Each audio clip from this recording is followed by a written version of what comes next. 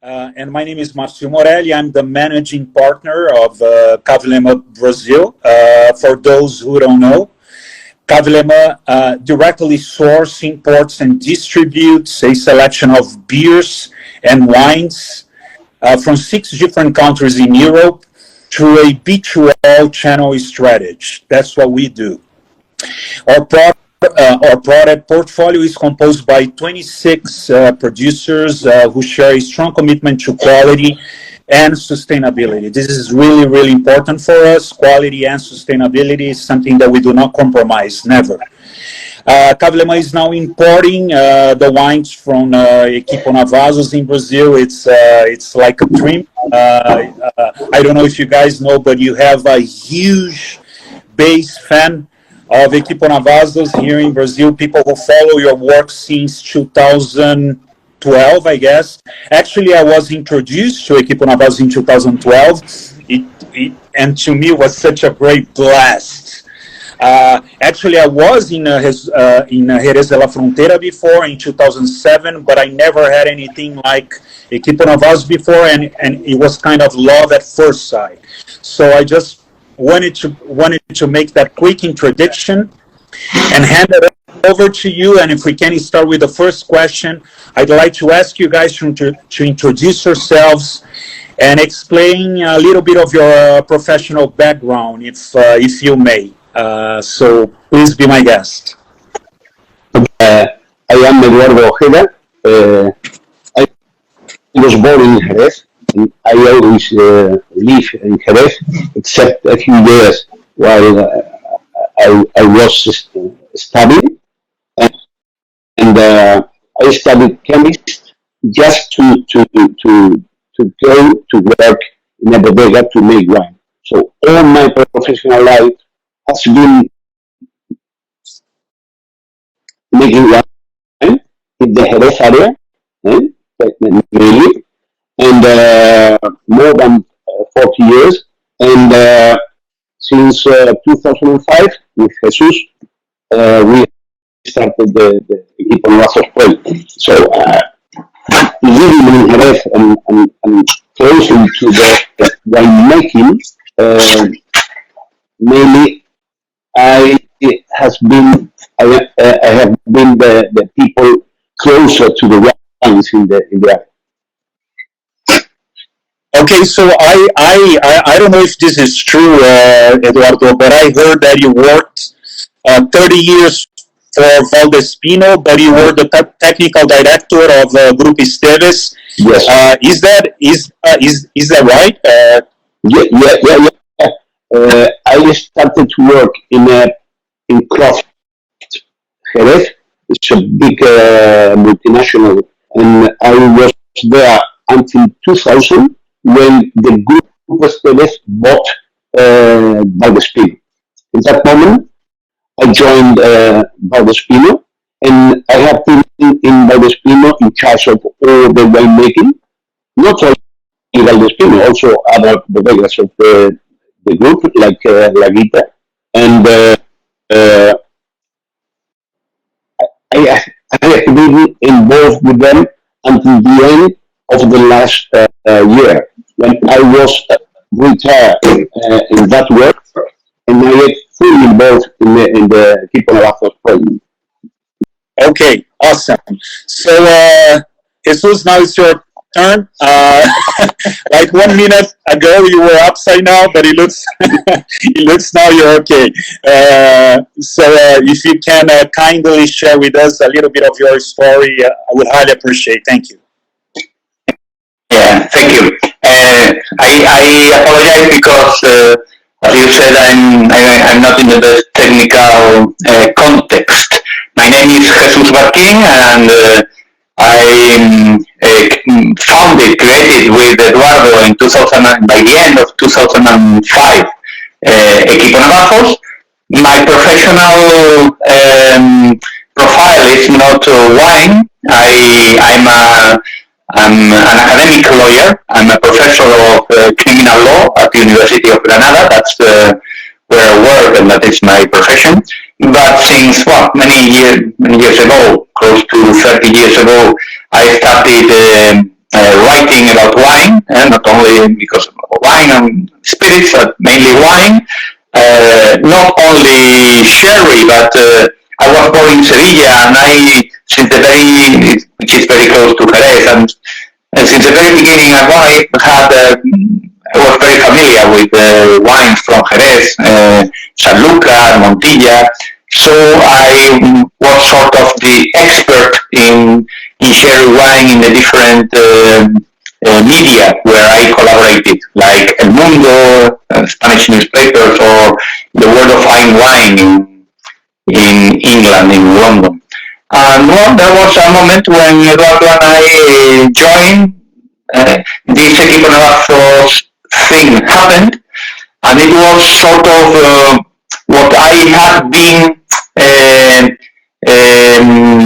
vouching for, what I had been asking the producers to make in a way, or to offer to the wine lovers, and it happened that we had the opportunity to do it, so we went ahead. Since that moment, more or less, I stopped writing, because it's not.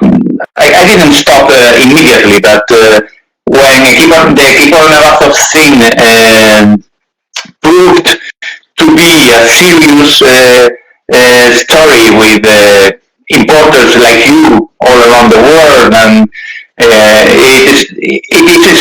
has been for us almost the whole time an amateurship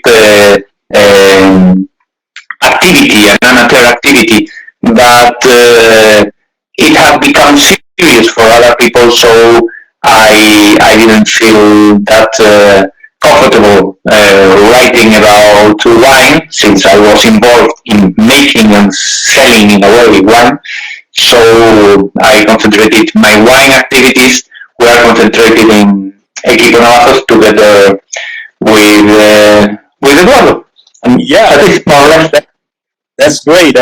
So you're a professor. So do you think that you're going to quit your life academica, your academic life one day, and fully dedicate yourself to the wine industry, to Equipo Navazos? Do you think it's going to happen one day? No, for sure not.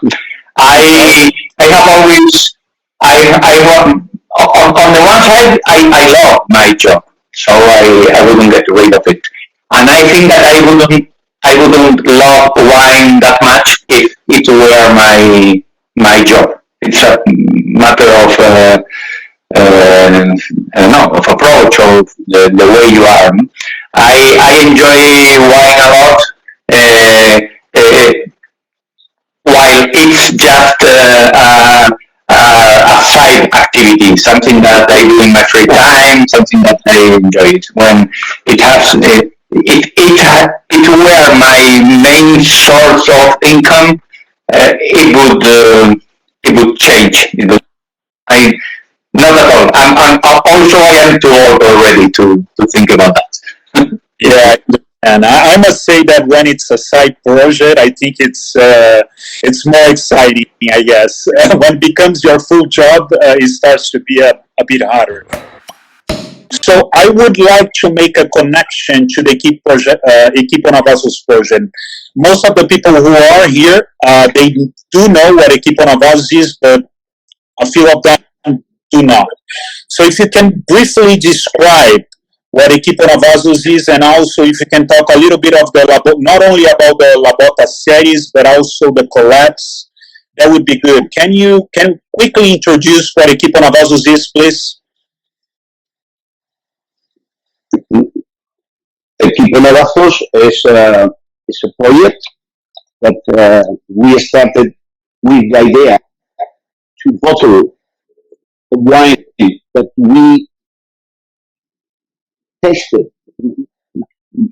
If I may, Eduardo, Sorry? if I may, something that I think is important. You said it's a project, and we call it a project because we need words to identify what people say, but it has never been a project.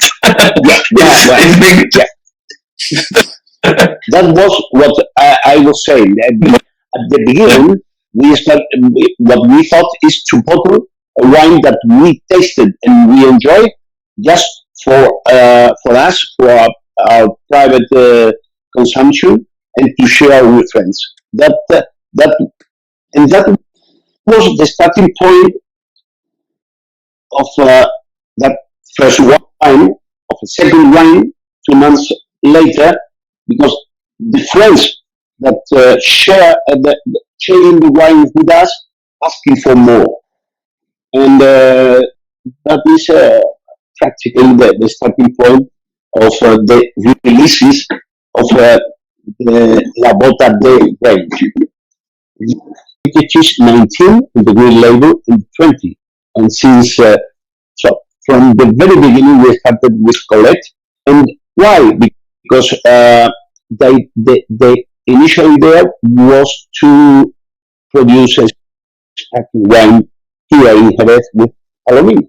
But due to logistic things and to be faster, we collaborated with Colette just to produce our Colette Navazos wines.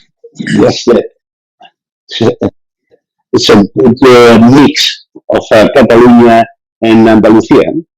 Then Yeah, we have, with, for example, with Palazzi in US, we have other projects, Navazos Palazzi, and but beginning of the, all right, here I am again saying about project, but in the beginning of the venture, let's put away, you guys, you were just making something that you appreciate, and you know your friends also would highly appreciate. So I think this is one of the reasons that the venture was so much successful, because in the end you're doing something that you are going to drink it and you love and respect. So that's the feeling that we have when we drink Navazos. So we know that Jesus Barquin and Eduardo Ojeda, they do choose a sherry bota that is going to be bottled, and it's going to be an incredible wine, because they actually, it's let's put that in a way, it's a verified bota, right? Something that you deeply respect and like. So I think it's one of the things that we most like about the story of Equipo Navazos. But we like the details behind the story. So I remember when I read for the first time in 2005, you guys found Solera of Amontillado in Sanchez Ayala. As far as I know, that's the way everything started. And you guys choose one butt of the Solera, one bota, and that's the way that the project, the venture, come up. It was I think in the beginning was 600 bottles, if I'm not mistaken, and everything started. So, can you tell a little bit more of that story? How did you find a Solera? You know that Solera of Amontillado really existed. How did you guys choose that? What was your impression when you first taste the wine? Can you share a little bit of it with us, if you may, please? Yeah. Yes. Well, we were together with a good friend, Álvaro Girón. We were staying in Sanlúcar those days. Those were short holidays at the beginning of December, and Eduardo had to go to that bodega for checking 400 casks of manzanilla that were aging there for his company. As he mentioned before, he worked for a few decades for one of the big groups in the region, and part of the manzanilla he was in charge of, that was before they had bought La Guita, aged at Sanchez Ayala, and he told us, why don't you come with me and we taste together the manzanilla and so on. And we tasted the manzanilla, actually 400 casks of manzanilla. That's something that you do in a row very quickly, only smelling one by one, except if you find some problem, then you stop with it. No? But he was going to register, to check those wines that were controlled controlled by him for his own production, but in another bodega. That was the context. And when we ended the Manzanilla, the capataz, the cellar master there said, "Do you want to try an Amontillado?" And he drove us to a batch of casks of Amontillado. We tried it. It was very good, very Sanlúcar style, very fine and very vertical and delicious. And it was Luis Gallego is the name of this guy, who used to be the cellar master there. We talked about the wine, and at some moment he said, "No, but this wine is not bottled. It has never been bottled since 20 years ago when we arrived to this place. Well, a few bottles for the family, for very special client, but those, I think it was 64 or 60 something casks of Amontillado where they are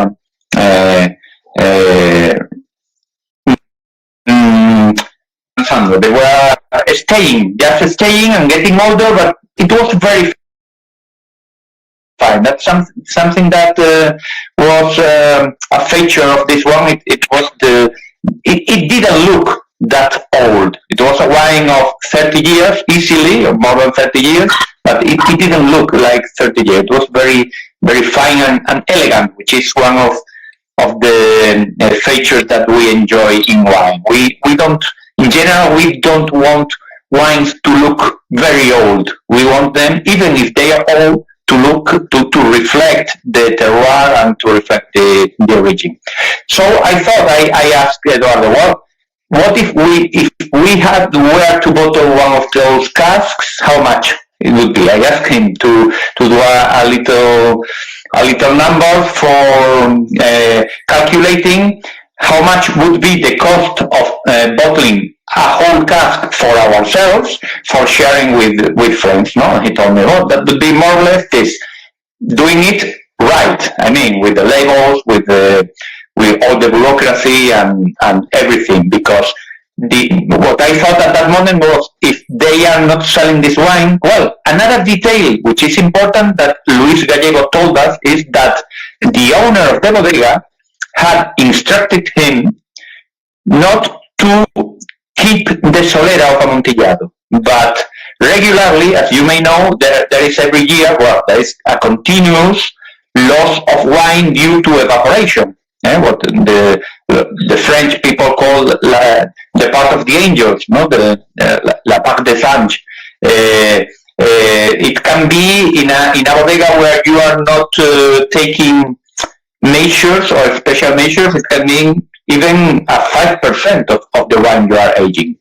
And the instruction that this guy had was not to add more wine to replace the part of the angels, but to concentrate the wine in less casks and use the empty casks for Manzanilla, because there was a market for Manzanilla, not for Amontillado. Yeah. That made me think that it would be easy to convince the owner to sell us one of those casks, because it was not only that he was not selling the wine, but he wanted to get rid of the wine in a way. And that happened. Well, immediately that same day I texted and wrote emails to a bunch of friends, winemakers, wine writers, sommeliers from different countries in Europe, very well known people in general, and my colleagues in writing and advanced wine lovers, and I said, okay, we have this opportunity. The price I cannot be sure, but for certain would be more or less like this if we buy a whole cask, and we bottle it for us. And by the time we were having coffee that afternoon, almost all of them had replied, yes, I would like to take a couple of cases or something like that. So that every afternoon or evening, we knew that it was doable, that we were going to go ahead. And in the following days, we talked with the owner, no problem, and that's how it works. The idea was that we had been traveling all around the world and having the typical wine dinners you have, where you taste top bottles with friends, and typically we brought sherries, manzanillas, wines from Jerez or from Montilla also, but as they are in the cask, mainly not the commercial stuff, but wines that we loved, taking directly from the cask without any further manipulation. In our experience, I'm sorry for that, I cannot do much more about it. I have moved to another place precisely looking for the waves. Wine meetings, wine tasting with top wine people around the world. Our wines taken out from the casks normally were outstanding.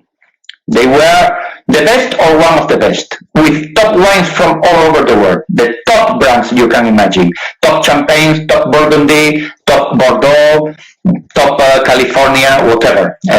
Port, whatever. So the idea that came to our minds that day was that we wanted to do the same, but with a dressed label, with a wine with a proper label, and a wine that was of ourselves, a wine that was a wine that we didn't make that wine, but we had selected it, and in a way we had a personal connection with that. And here I must I must mention something which is very important about the Equipo Navazos.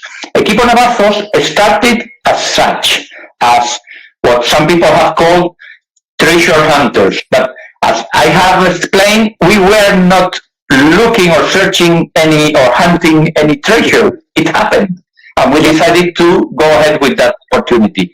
But since already the second wine we bottled, it was La Bota de Fino, is not a wine we just selected, but it's a wine that was made by Eduardo Ojeda.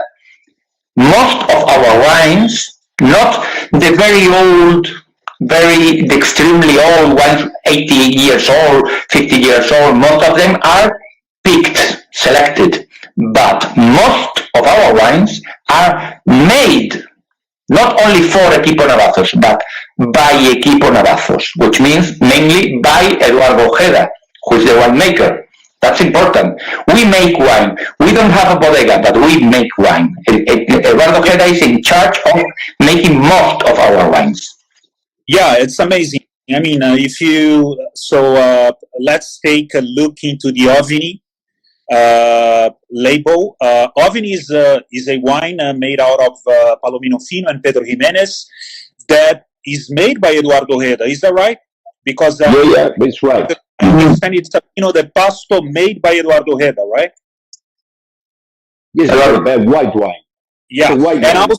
Also I understand that, as you said, Jesus, in the La Bota número 2, which was a Fino, it was a Fino made by Eduardo as well, right? Yes. Yeah. And for example, also the Palos Cortados, the last Palo Cortado we bottled, the number 121 or 102, were designed by us and bottled by us for Equipo Navazos. Obviously, we don't own bodega, so we collaborate with some other producers, and the wines are made in their bodegas. But Awesome. The design and of the wines are made by us, and also the wines made by us. Okay. A quick question about the name Navazos. I like the story behind that. I mean, the number one Equipo Navazos, Amontillado, Fauni Sanchez Ayala was named. It was inspired by the story of Edgar Allan Poe, The Cask of Amontillado, which I think it's absolutely amazing. But you guys put in the end of the name, you put Navazos, and I do know what Navazos is because I read about it. But can you quickly explain what Navazos is to the audience, please?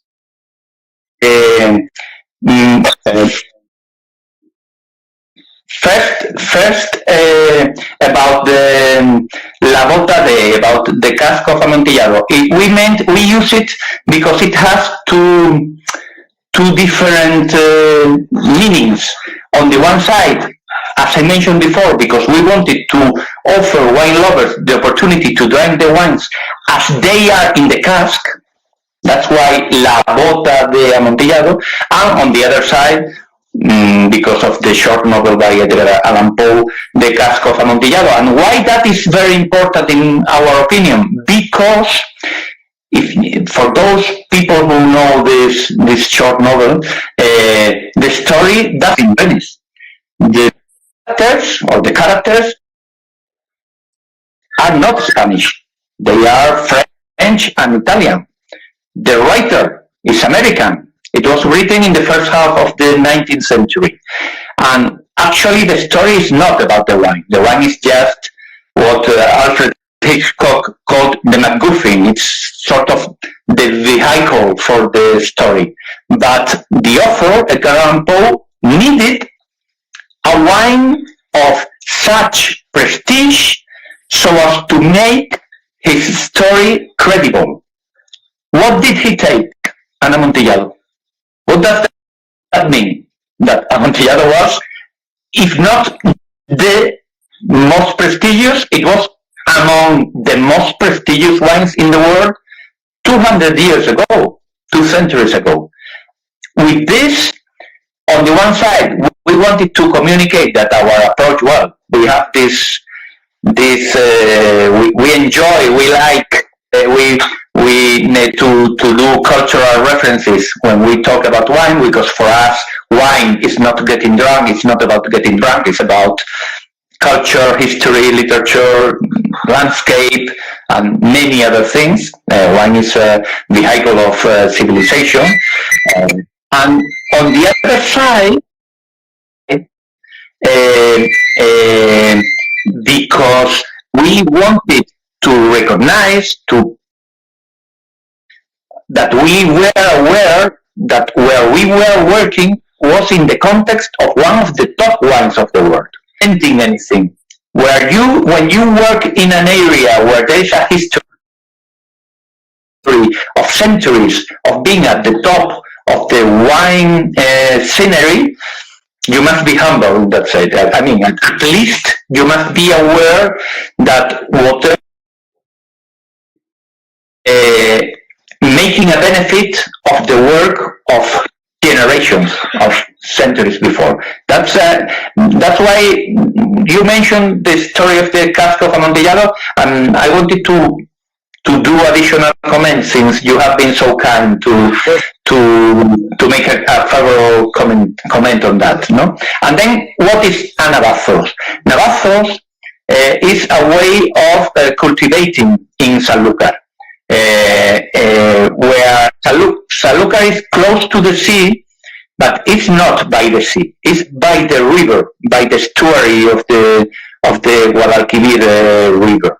So the water is fresh. It's not salted water. It's fresh in the underneath of the town. Instead of pouring water, of watering the vegetable gardens, what they did, and they still do, is to excavate in the sand a couple or 3 meters so as to get to the phreatic level, so that the vegetables get their water, which is, well, it's fresh, slightly salted, but very slightly salted, which gives a special flavor to the vegetables, and so that provides water to the cultivation, and means that you don't need to pour water for producing potatoes, tomatoes, aubergines, etc.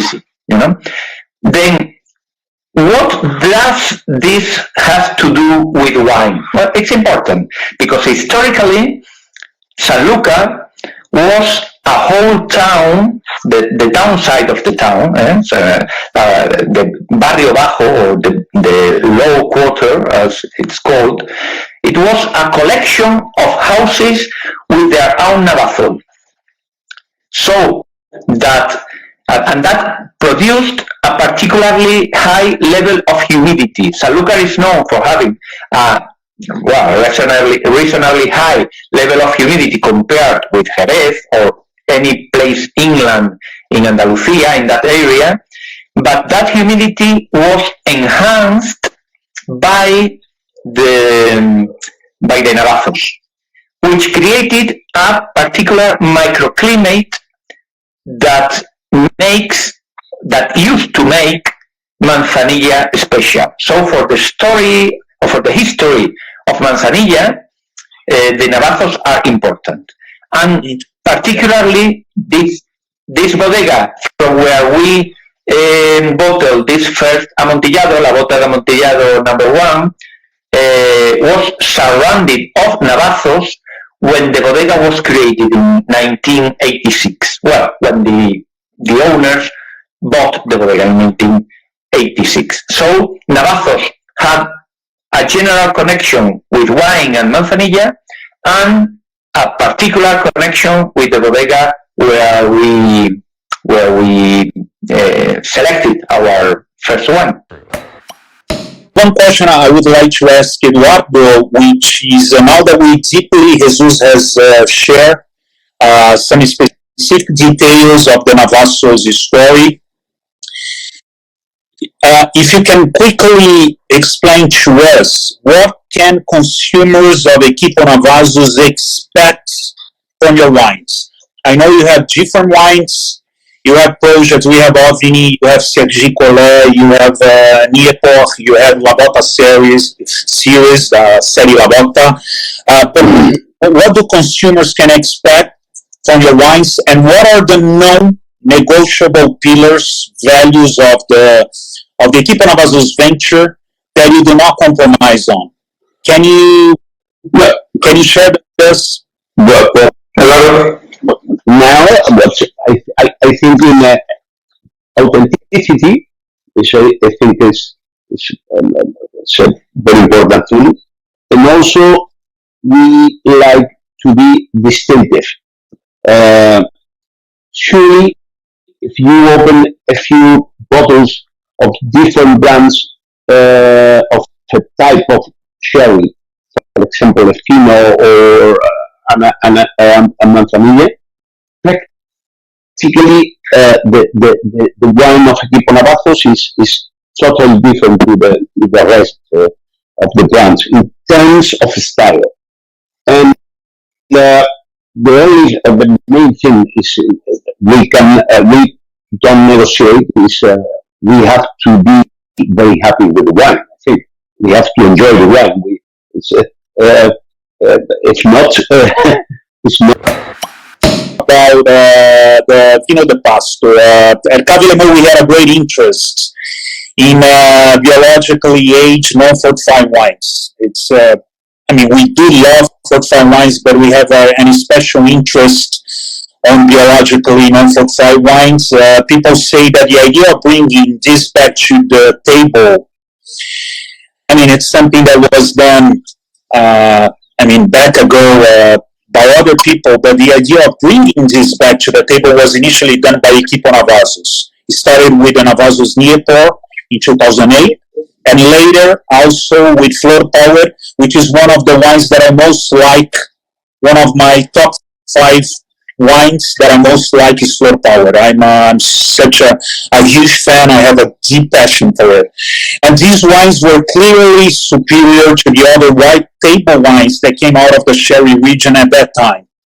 And this is, everybody says the same thing. And they sparked, I would say, they inspire people a new interest. And so you see today many people doing biologically aged wines, non-fortified. Could you comment on that? significant moment and hype of the Vino de Pasto how do you see Equipo Navazos as one of the, let's say, companies that inspire that movement in the region? Yes, well, I am against inventing new names or using special names for what is white wine.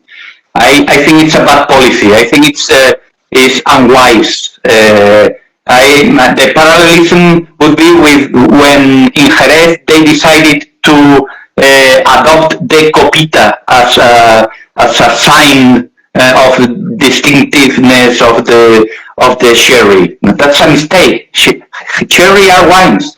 You get into the wines, and what they call Vino de Pasto are white wines and fortified wines. White wines, like thousands of wines all over the world. That's the. I don't think it's wise to look for a particular niche, but to get into the competition with all the top wines in the world. For instance, any top Burgundy.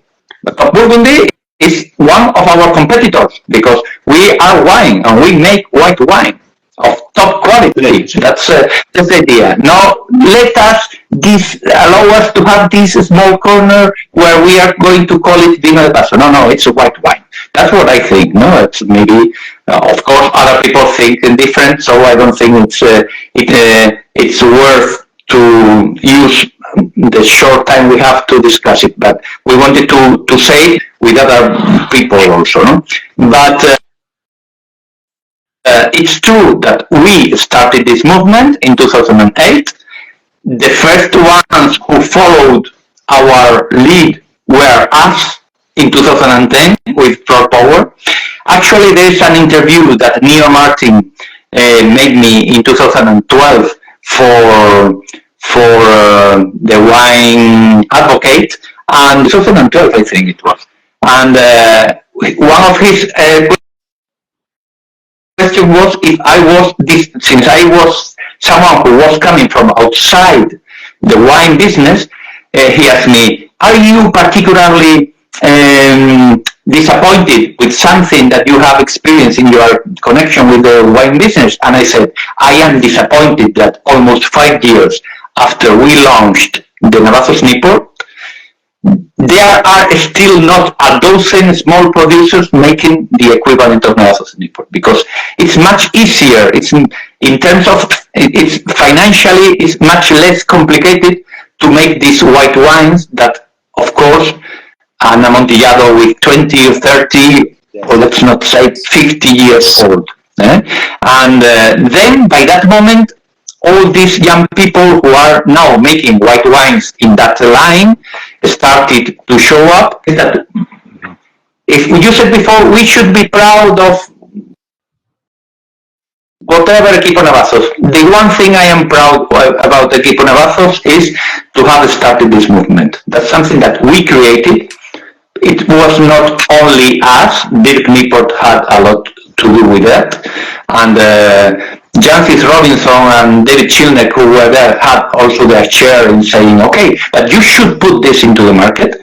But that was the starting point for that movement, and me particularly, and we are delighted with witnessing that there are so many other, or a dozen of other producers following this way. I still think that our Navazos Niport and our Floor Power, made by Eduardo, and also the occasional ovnis, are the best of the best. But at the same time, I appreciate the quality of some of the others.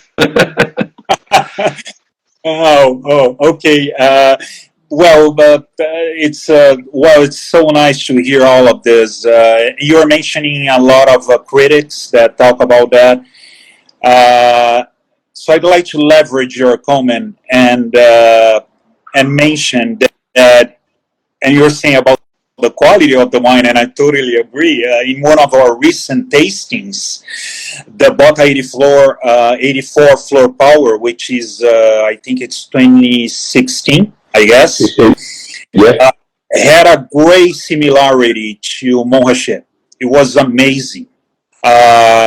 It was a top Burgundy, a really good Grand Cru top Burgundy. And critics like Hugh Johnson and Jancis Robinson have also made comparisons between Jerez Equipo Navazos with Montrachet. I know that Burgundy is Burgundy, Jerez is Jerez, but when you hear something like that, it's something that everybody pays attention because you're comparing your wine with some of the best wines in the world. So, did you guys have similar experience with that? I mean, do you agree with those critics? Do you agree with the perception I had with the Bota 84? Does that make sense to you guys? Yeah, we agree. Well, And I had, after your comment a few months ago about the 84,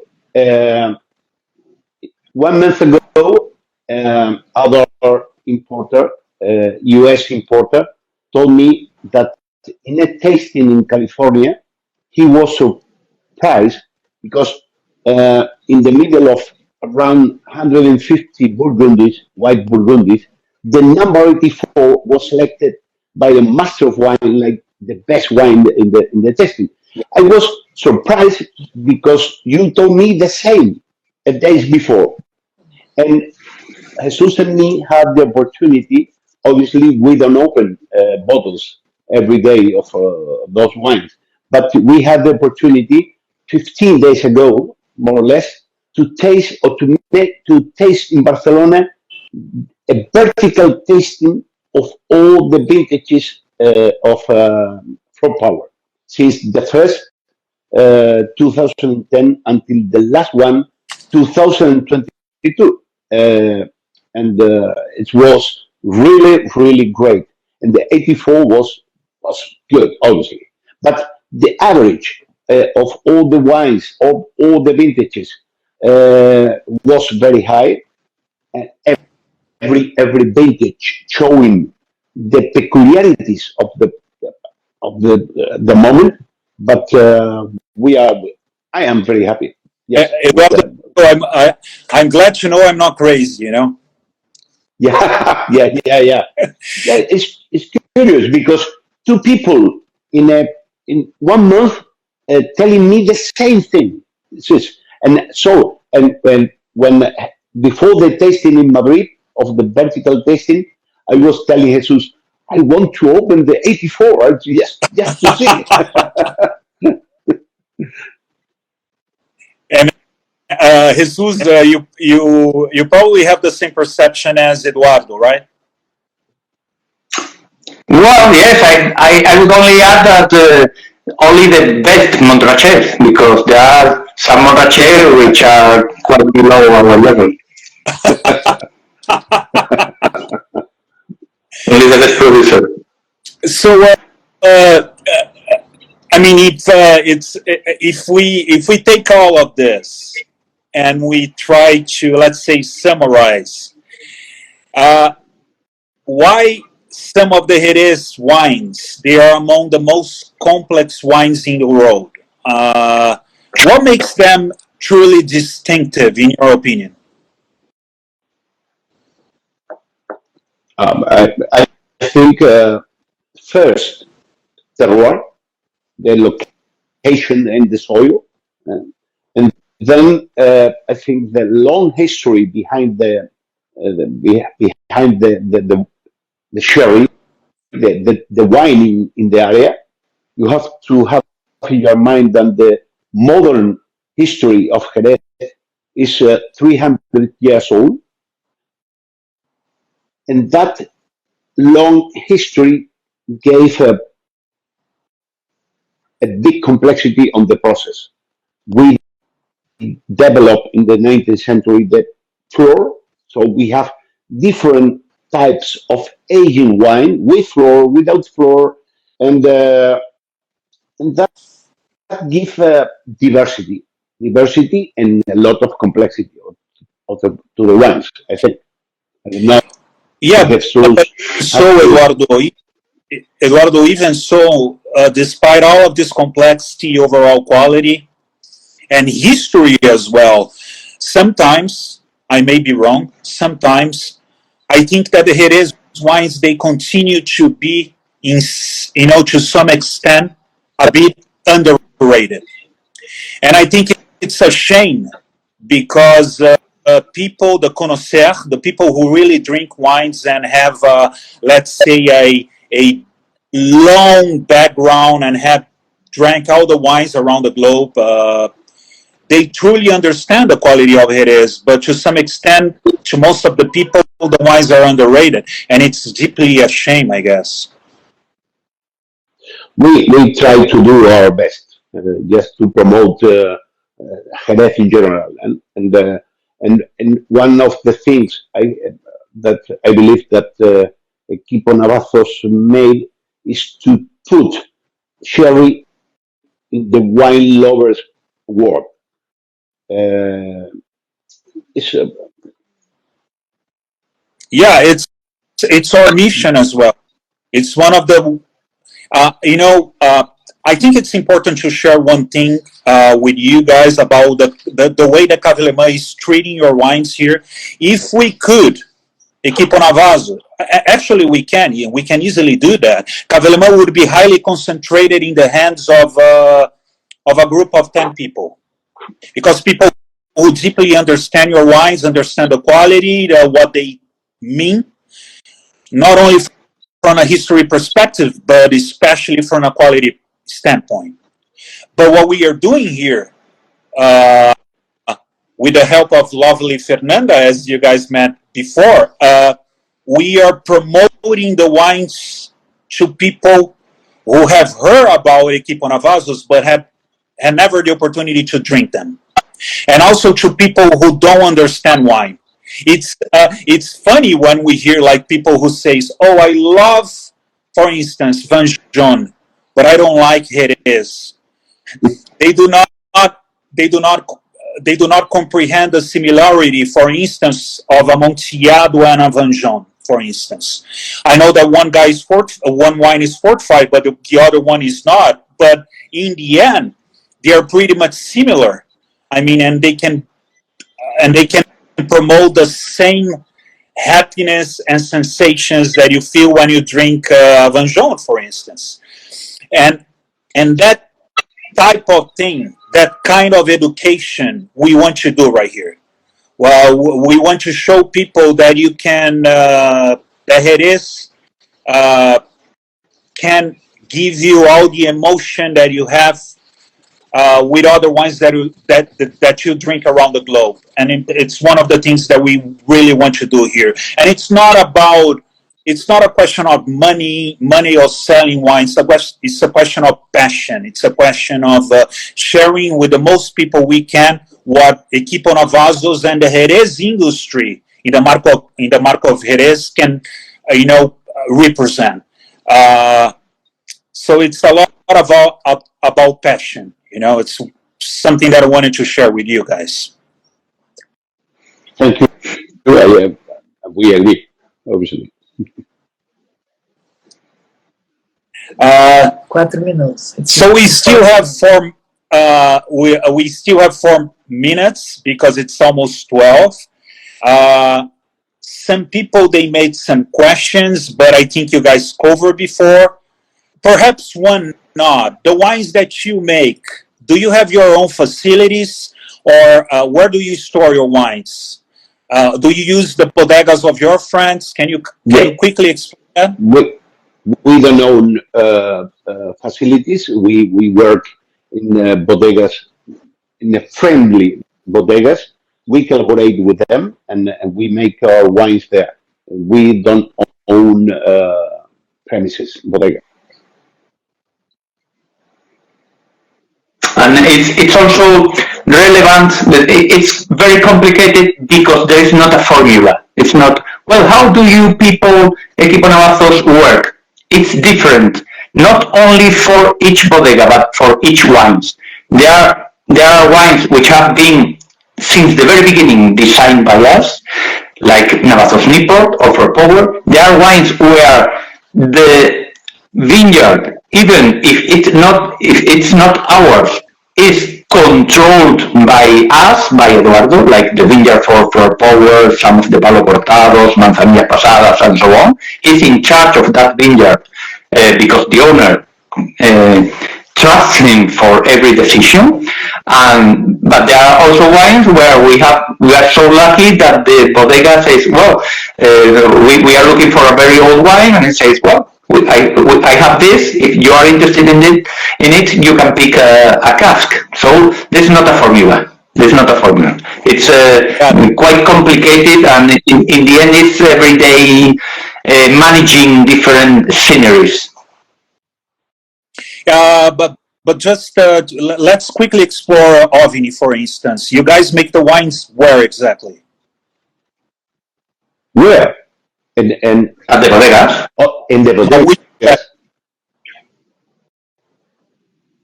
Every wine in the bodega. In origin. Bodega, sí.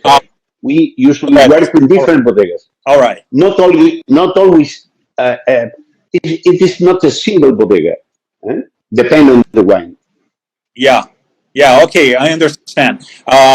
I thought that Ovini, and we don't have a warehouse. You bodega, but I understand that every vintage, perhaps you may use a different bodega.